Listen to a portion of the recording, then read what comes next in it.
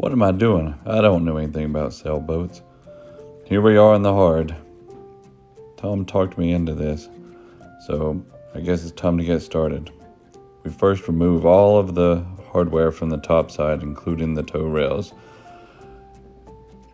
Then we rebed everything using 3M 4200 and some 5200. I know what you're going to say, but 5200's forever, and I don't plan on redoing this again. Whoever has it after me 30 years from now can thank me later. Started popping blisters on the bottom of the boat and dremeling out the cracks in the sideboard gel coat. Then everything was filled back in with watertight, faired and sanded to perfection. The through holes were all pulled and rebedded with 5200. Yep, 5200. Anyway, pane from the transom to the stove by a hard copper line had to be removed.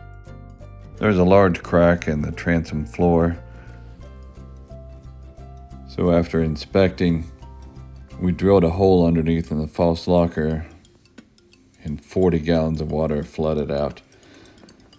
We patched up the hole and then patched up the floor with new fiberglass mat, resin and hardener, cut out of the rotted structural wood, and replacing that, epoxying it into place, and finally modifying the engine opening in the back of the transom, raising it 2 inches off of the back of the boat, and eventually trimming it out in mahogany that Tom had left over from another project.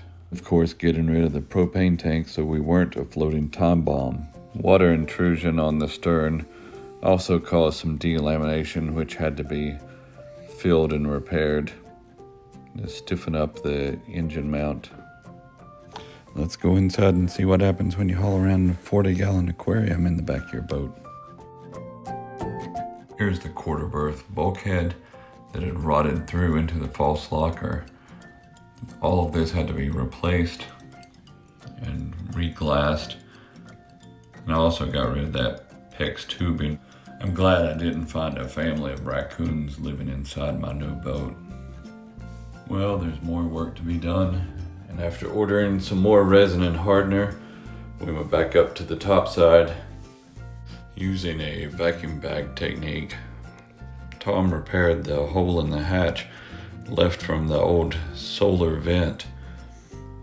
This was letting water into the V-berth in the head. I later replaced it with a conventional mushroom vent. We also reinforced everything behind the mast base plate and pulled off the hatch from the companionway, fixing some structural damage from the Traveler. We also added weep holes to improve water drainage. Now we start working on the inside. I had to remove all of the vinyl headliner, busted port lights, and strip the walls down to the bare fiberglass frame. There was some structural damage and all the rotted wood was cut out and then re-epoxied and fiberglass weave overlaid. We then rebuilt some of the elements of the salon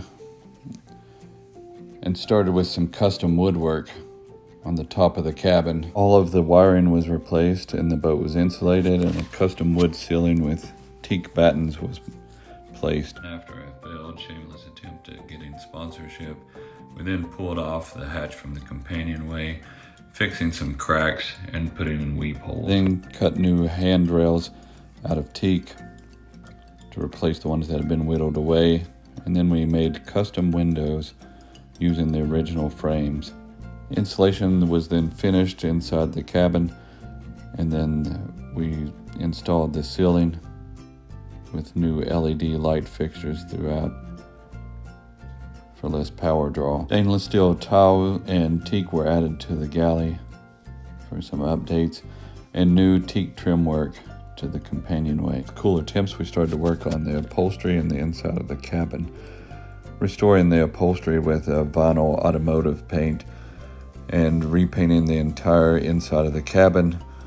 We then started some custom woodwork, and a solid teak sole was installed in the drop-down floor. Besides custom trim work, Tom made this new bilge door out of teak.